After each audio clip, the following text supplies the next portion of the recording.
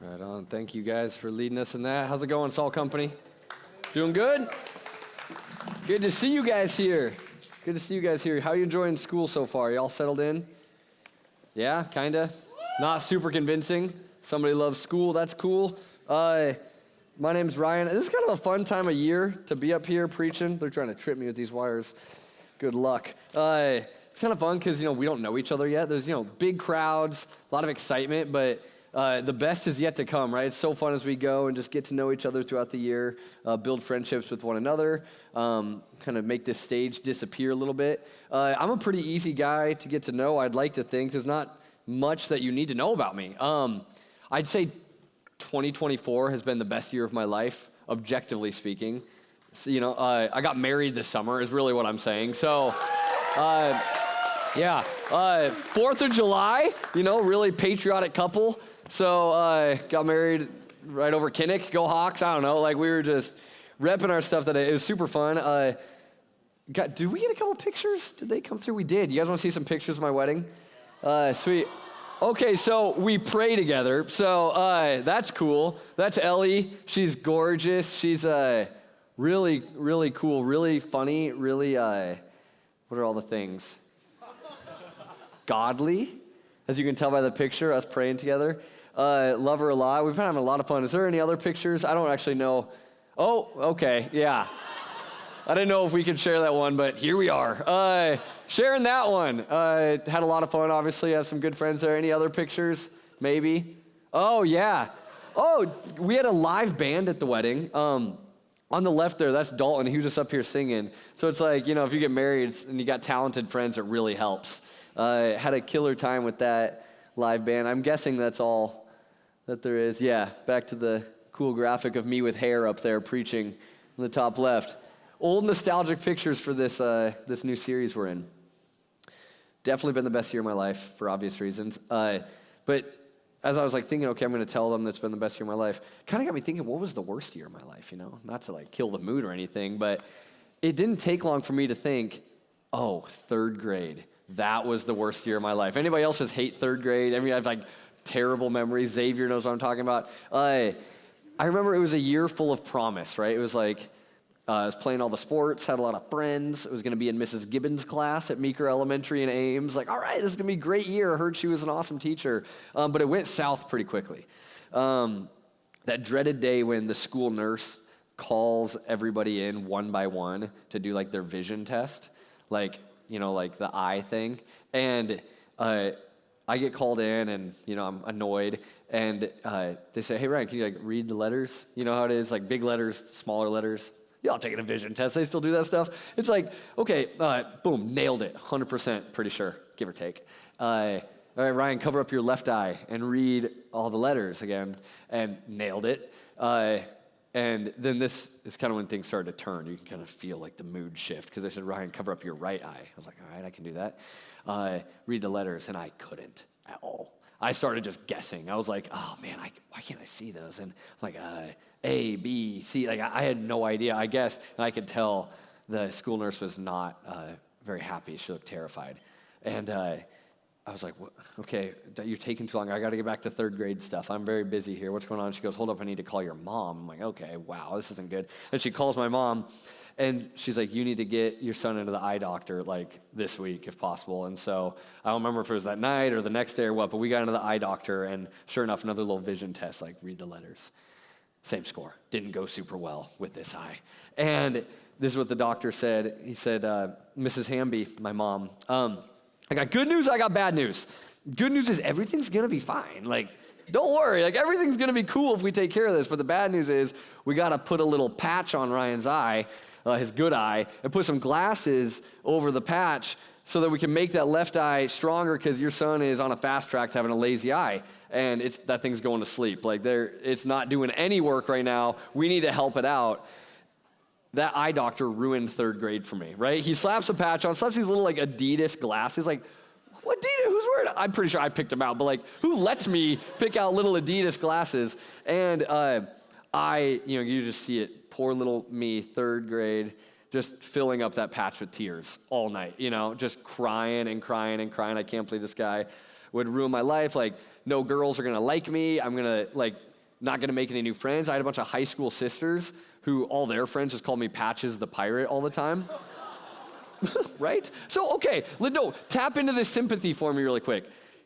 It's not me up here, it's little third grade me up here. What do you say to this kid, right? He's crying, he looks terrible. Like, what do you say to this guy? Like, what word of comfort do you have for him? You know, I could just see you come up and just looking at him in the eye and saying, like, you look terrible. No, you wouldn't say it. You'd be like, this is what I'd hope you'd say. Is like, hey, bud, it's going to be all right. Like, hey, trust me, this is worth it, right? I know you and your little third grade mind, you can't really see this right now. Like, you think if third grade is over, your entire life is over. But you wise college students, from your perspective, and you've seen a lot more life, you would tell this little kid, like, hey, it's worth it, right? Like healing your eye and not letting it just go loco off wherever it wants to go. Like, this is worth it. And I'm over here as a third grader saying, like, I would literally rather go blind than do what it takes to be healed. Okay. That's just the nature of healing, okay? We know this. Let's be real about this. Like, if you want healing, if you want something to be fixed or to be healed in your life, it's going to cost you something, right? It might hurt, right? If you have a lazy eye, the cost might be a patch and some Adidas glasses to put over you. You have an injury in a sport or something, it's like, okay, you need to be sidelined for a bit. Like, it's going to cost you some time off if you want to be healed. You have a more serious disease or condition, like, hey, there might be a scary surgery in the future. Like, it costs you even more if you want to be healed. And it's almost like when you're in those situations, you're the one who has to say, like, is it worth it to go through this pain? Is it worth it to, like, give up what I'm giving up in order for me to be healed? And the story I kind of want to share with you guys tonight in the Bible is about a guy who Jesus heals, a blind man. And Jesus opens his eyes. It's amazing. He heals him, but it actually cost the guy a lot. Like, there were some almost like ramifications, like there was some aftermath for the healing. And kind of as we go through the story and kind of study it a little bit together, I want you to, like, be thinking in the back of your mind, like, at the end of all this, like, was it worth it? Like, would you tell this blind man that it was worth it for Jesus to heal him or not? Sound good? Sweet. So if you got your Bibles, you can go ahead and go up to John 9. The verses will be on the screen. If you didn't bring your Bible, that's okay. They got little apps on the phone too. I don't prefer them, but you can get your Bible all over the place now. Matthew, Mark, Luke, John, early on in the New Testament, this is like a narrative of Jesus' life, following him around, okay? So that's where we're at, kind of in the middle of the book of John. And I'm just going to read the first 7 verses for now, but this is what John 9 says. As he, Jesus, was passing by, he saw a man who was blind from birth. His disciples asked him, Rabbi, who sinned, this man or his parents, that he was born blind, right? They're looking at this guy like, he's in such a pathetic state that, like, his parents must have been evil, or he must have done something really bad for God to punish him like this. And Jesus corrects their thinking really quick. He says, neither this man nor his parents sinned. Jesus answered, this came about so that God's works might be displayed in him. Okay, and you hear that and you kind of want to sit up on the edge of your seat, right? Like, God's works are going to be displayed in this blind man. What in the world is he about to do? We must do the works of him who sent me while it is day. Night is coming when no one can work. As long as I am in the world, Jesus says, I am the light of the world. After he said these things, he spit on the ground, made some mud from the saliva, and spread the mud on his eyes. Go, he told him, wash in the pool of Siloam, which means sent. So he left, washed, and came back seeing. This is crazy. Jesus just rolls up to this guy, and Jesus, the most important person in the world, is not just looking to surround himself with, like, other religious elite people who are really important and impressive. He sees this outcast, this blind beggar, and he goes straight for him, and he says, watch, God is about to do something amazing here. And he spits, a little unconventional methods, right? He spits in some dirt, makes some mud, rubs it on the guy's eye. This guy seems down for whatever, right? And he's healed. He obeyed Jesus. He was healed, and he came back seeing. This is amazing. A man born blind. Nobody's ever seen this done before. This deserves a party. right? Like this deserves a celebration. Like this should make the people who have seen him, who have been around him in the town, like just get up and like celebrate this guy. Like nobody can say anything negative about a miracle like this, can they? Well, they do. Like, okay, this is what happens next in the story, all the way from verses 8 all the way through 34. I'm going to give you a little bit of a flyover, but you should go back and read this later. It's crazy. People are so mad that Jesus healed this blind guy. They're so mad. Like the people in the town, his neighbors, the people who have seen him his entire life are like, they've never seen power before. They've never seen God do anything powerful. Their faith is non-existent.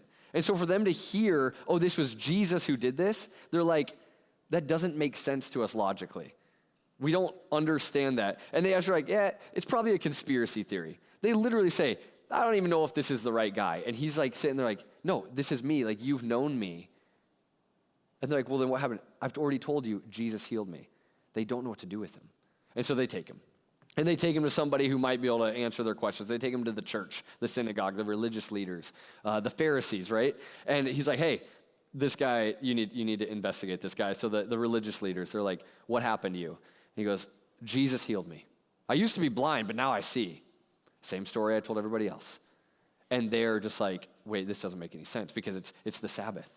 It's our day of rest. It's Saturday. And for somebody to spit in the dirt and make mud and heal you, put it on your eyes, that's against our law. I'm not even kidding. That is a rule that they made. And so like, wait, but that doesn't make, so if this power is from God, the healer couldn't be from God because he broke our religious rules. He doesn't fit in our religion, like religious confinement or what we think of God to be like. And so this guy is like, are you kidding me? You're making up all these rules, and I'm looking at you. I'm like the testimony that you need. I'm telling you my story. I was blind, now I see. What's the big deal? And he's like, oh, do you guys want to be his followers too? This guy gets really snarky, right? And he's like, you don't believe me. Like, come on, you're never going to believe in Jesus. Like, maybe you should just go follow him too. And they're like, that's when they snap. They yell at him, tell him he's a sinner, tell him that Jesus is a sinner, and the religious leaders throw him out of their synagogue. Guys, even this blind guy's parents were embarrassed to be around him. They're like, hey, like, I don't know, they don't even say congrats on being healed. That's never recorded. But they're like, we don't want to get in trouble at the synagogue. Like, we like our standing in the community. We don't want to get kicked out with you. You're on your own. What should have been celebrated was like brutally ignored and neglected and even hated. People were angry that this man was healed by Jesus. Do you think at this point he's wondering, like, what gives? Like, was this worth it being healed? Well, how does the story end? Verse 35, and it says, Jesus heard that they had thrown this man out of the synagogue. And when he found him, he asked, do you believe in the Son of Man? Who is he, sir, that I may believe in him? He asked. Jesus answered, you have seen him. I love that, seen him. Like this guy, hey, you're looking at him. You've seen him. In fact, he is the one speaking with you. I believe, Lord, he said, and he worshiped him. Jesus said, I came into this world for judgment, in order that those who do not see will see, and those who do see will become blind. Some of the Pharisees who were with him, they heard these things, and they asked him, are we blind too? We aren't blind too, are we? And he said, if you were blind, Jesus said, you wouldn't have sin. But now that you say, we see, your sin remains. Okay. The man is here. Everybody has tossed him aside after this miracle happens to him. And he is here looking at the one who healed him. He's looking at Jesus. And he absolutely loves him.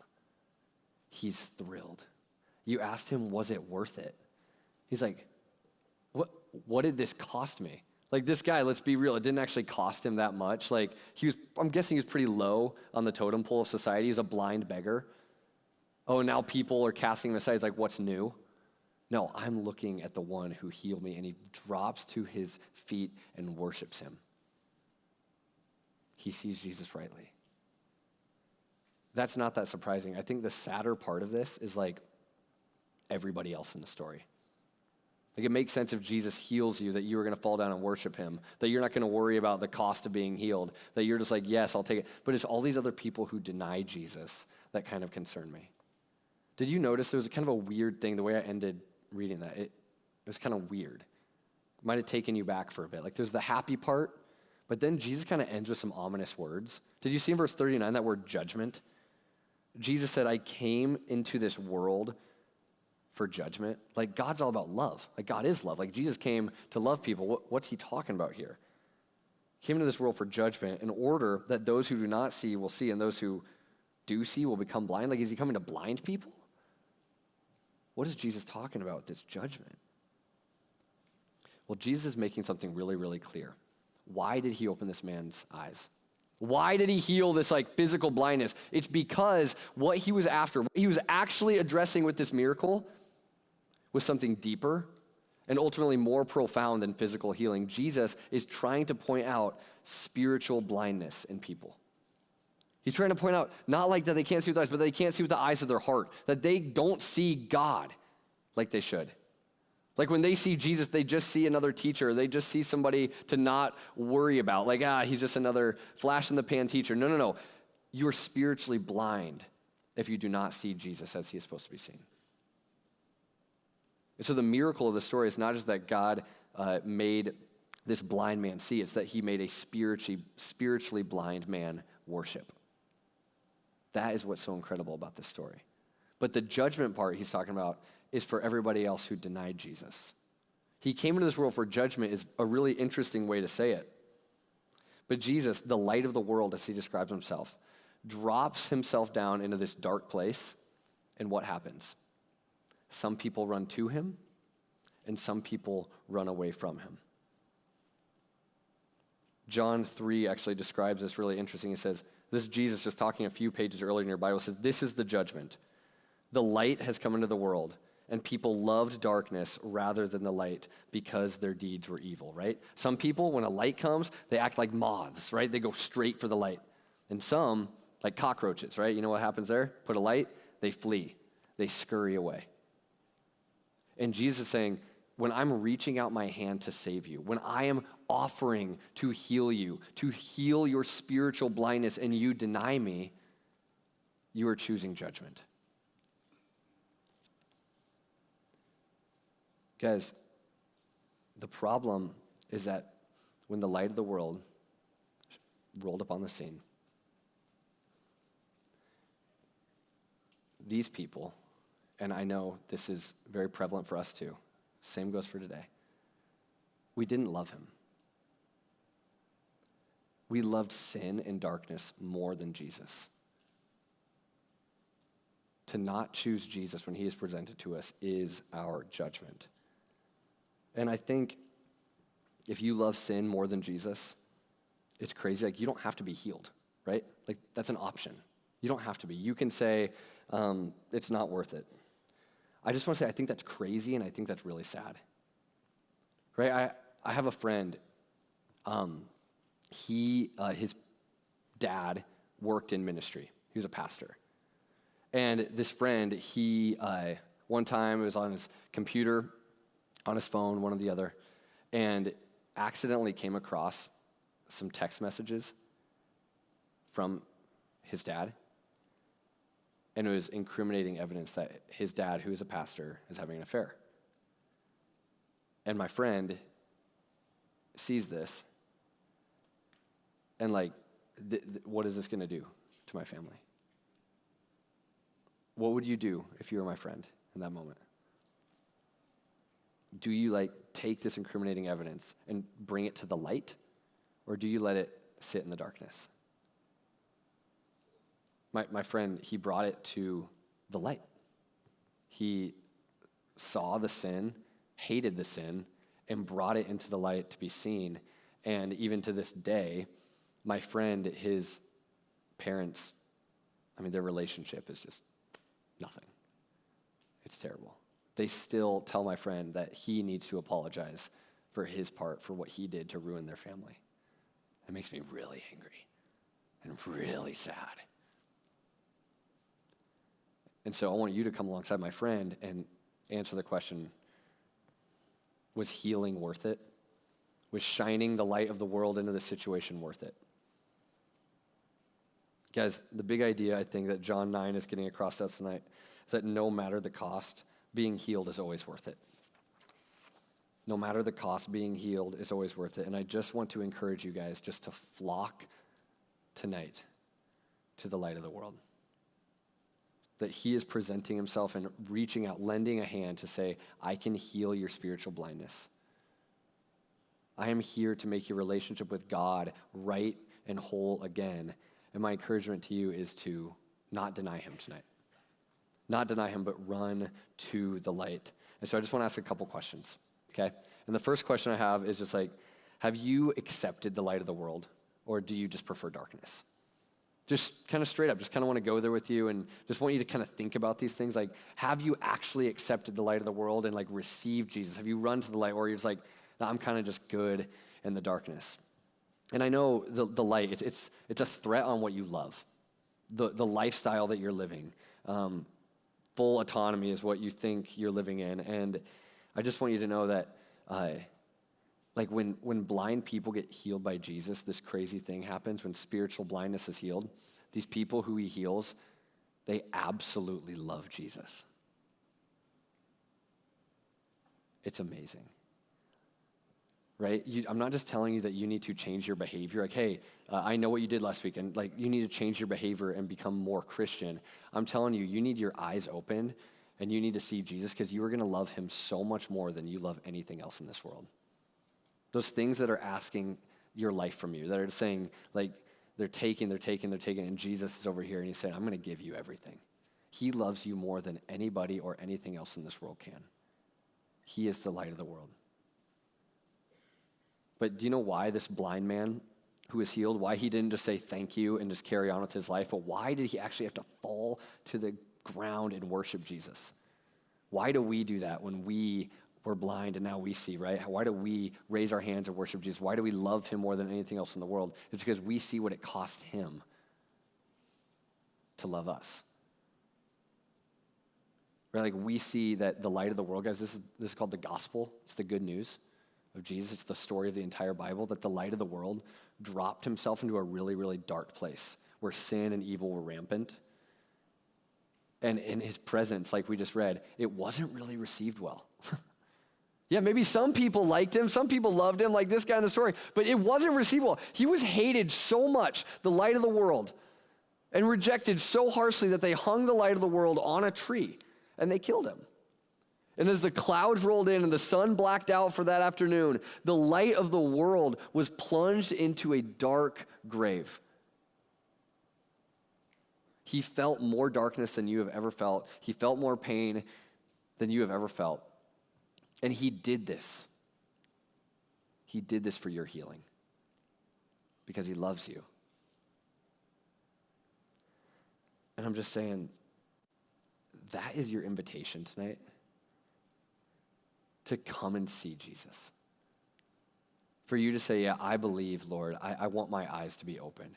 And he will open your eyes to see him as beautiful. Because when the world looks at the cross, when a spiritually blind person looks at the cross, they see stupidity. Why would God die? Why would a ruler turn himself over? Why in the world would weakness be displayed like this? But when you see, when the eyes of your heart are opened, and you put your faith in Jesus, you see that bloody cross as the most beautiful thing you've ever seen in your life. You really see him for who he is. You really see Jesus for how much he loves you. And guys, I would just say, there's a lot of lies that the darkness is trying to pull you into right now. I know it's early in college. It's a restart in the year for a lot of you. Some guys just, you flew the nest and you're here. Don't believe your drinking buddies that tell you that this is how you have to fit in, right? It's not true. You don't have to do that anymore. Like, girls, don't believe your boyfriend when he says, like, the best things happen when the lights are off. It's not true. Like, you don't have to do that anymore. John 8, literally one page before this, Jesus says, I am the light of the world. He says it again. He says, anyone who follows me will never walk in darkness, but will have the light of life. You don't have to walk in darkness anymore, guys. It's incredible. You don't have to do it to fit in. You don't have to do it to feel love or to belong somewhere. You can run to the light and have every single thing you've ever wanted and every single thing you've ever needed, and it's found in the person of Jesus Christ. Don't be a third grade me who literally meant it when he said he'd rather go blind than pay what it costs to be healed. Be like the blind man, the healed blind man who's like, what cost are we talking about? I'm with Jesus. Of course it was worth it. Guys, don't refuse Jesus tonight. He's offering to cure the spiritual blindness. He would love to do that right now. But my second and final question as we kind of close tonight, it's like, to you who would call yourselves Christians, to you who would say, yes, I have flown to Jesus. I see the light. I have run from the darkness and left, and I'm a Christian now. You call yourself a Christian. How are you doing at being the light of the world? What do I mean by that? Well, Matthew 5, the name Salt Company comes from Matthew 5, like you are the salt of the earth. But then right after he says that, Jesus says this, you are the light of the world. But he called himself the light of the world. Yeah, and now he's calling you the light of the world, Christian. How cool is that? You are the light of the world. A city situated on a hill cannot be hidden. No one lights a lamp and puts it under a basket, but rather on a lampstand, and it gives light to all who are in the house. In the same way, let your light shine before others, so that they may see your good works and give glory to the Father in heaven. This is so cool. The light of the world is shining through you, Christian. His light is reflecting off of you to the rest of a dark world, and this can be terrifying, right? Like the rejection that Jesus has faced. Like he's saying, you want some of this? You think it'll be worth it? Oh, that can be intimidating. And I just know that we like the idea of being the light of the world. We like obviously calling ourselves Christians. Like, yes, I'm with Jesus. But we just kind of want to dim the light a little bit sometimes. We get our baskets, like Matthew 5 saying, we will just kind of put our light under a basket. We just want to dim the light a little bit. We don't want to stick out too much. And guys, I get it. I get it. Like you just want to drink like the rest of the world. You want to dress like the rest of the world. You want to do what the rest of the world, talk like the rest of the world, you name it. You just want to do things like the rest of the world. But I would just encourage you. I would just say your sameness to the world, your dimness in your light to the rest of the world is not going to win anybody to Jesus, and it's not going to bring you any more joy. No, holiness, distinction, and the brightest light in the darkest room is what fled you to Jesus in the first place. And we get to be like that to this city and to this campus. And so if you're struggling, just feeling like, I just want to dim my light a little bit. You guys know that song, this little light of mine, I'm gonna let it shine. Come on, guys. This little light of mine, I'm gonna let it shine. This little light. Then the next verse, hide it under a bushel. What? First of all, I don't know what a bushel is. But what does he say after that? Hide it under a bushel? No, right? When we're little kids and a wand or whatever, we scream that hide it under a bushel. No. Any kid who talks about the light of the world knows that we do not hide our light under a bushel, whatever a bushel is. We don't put it under a basket. We don't try and dim our influence, guys. We let Jesus shine through us no matter what it costs us. We are with him. And I want you just to take courage early in the year that you have maybe been doing that already. You have been dimming your light. You have been just wanting to look and act like everybody else. And I'm telling you, you don't have to anymore. We are in this together. And more importantly, Jesus is in this with you. And you will find more comfort and more joy isolated from the world, but with Jesus, than you will ever be separated from Jesus and accepted by the people that are here. So guys, I just want to encourage you to say, whatever it is that you are leaving behind to follow Jesus, whatever it costs you to say, I want to be healed tonight, without a shadow of a doubt, it is worth it. And so I want to pray that for us right now. I just want to pray for you to encourage you guys. And as you bow your heads and as the worship team comes back up, I know that, man, I'm just imagining us shining like this light of the world. Actually, like this blind man who is just an evangelist, right? He gets healed and he's just telling his story like, man, Jesus saved me. I was blind, but now I see. I just imagine, guys, what would it look like for us to be like him? What would it look like for us to not be ashamed of the gospel that saved us, not be ashamed of the Jesus who healed us, but to be bold? I just want to pray over you because I know that rejection is looming. A lot of you guys have already been rejected a lot this year, sharing Jesus with others. But man, who is he going to save this year? How can he use you? How can your light be influential in Iowa City? I don't know. I just want you to think about that.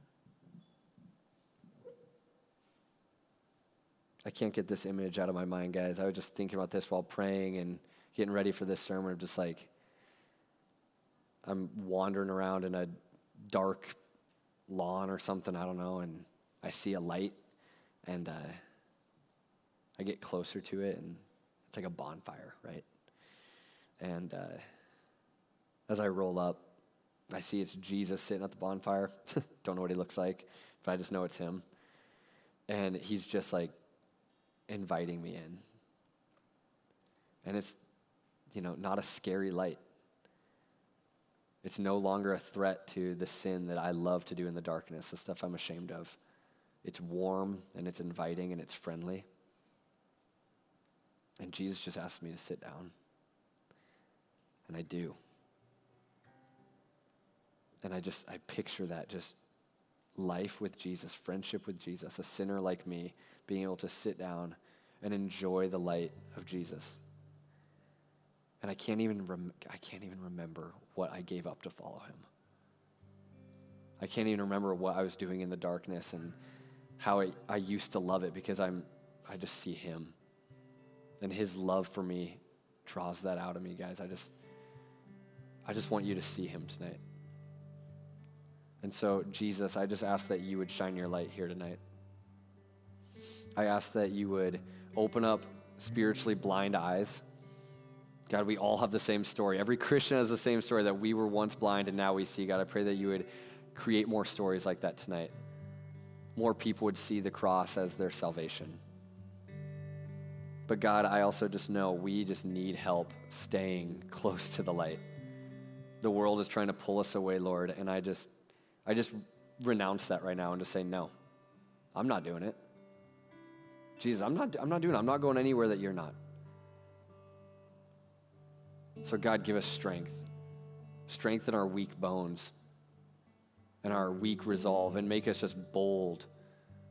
God, help us to enjoy life with you and life with one another. And Lord, would just scales fall off of our eyes tonight, Lord? Would we see you as more beautiful than we've ever seen you? Be more thankful than we've ever been?